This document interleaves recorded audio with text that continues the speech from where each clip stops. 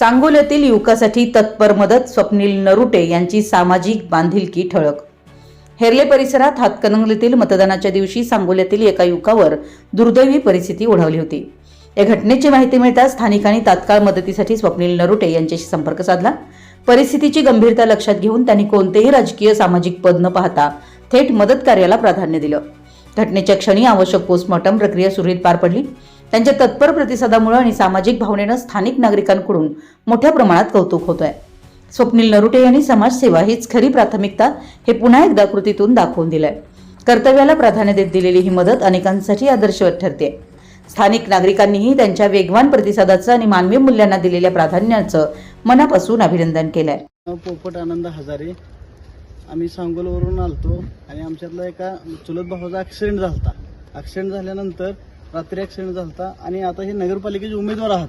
आता मतदानाचा कसला जोश चालू आहे, पण ही सर्व चालू असताना आम्ही एक फोन केला. ते म्हणले 10 मिनिटात आम्ही हजर राहतो आणि तुम्हाला डेड बॉडीचं क्लेम करून देतो. आणि ते हजर राहिले ते, आणि त्यांचं आम्ही सर्वजण मनापासून आभारी आहे त्यांचं कामासाठी.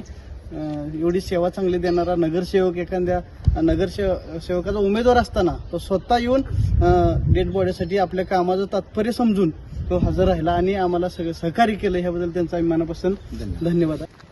मी सुरुवातीला आपणास सांगितलं होतं की नगरपंचायत, नगरसेवक, उमेदवारी हा विषय वेगळा राहणार आहे, पण माझ्या कामात कधी कुठला खंड नसणार आहे. आजच्या घडीला आजचा आमच्यासाठी खूप महत्त्वाचा दिवस असतो.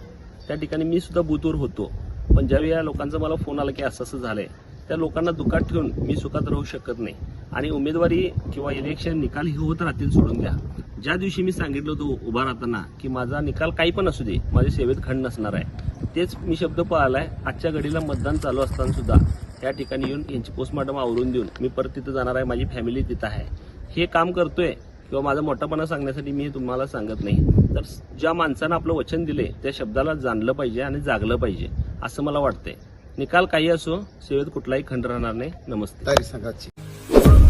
आपल्या परिसरातील महत्त्वाच्या बातम्या पाहण्यासाठी आमच्या नवसंकेत न्यूज चॅनलला यूट्यूबवर सबस्क्राईब करा आणि बेल आयकॉन प्रेस करा.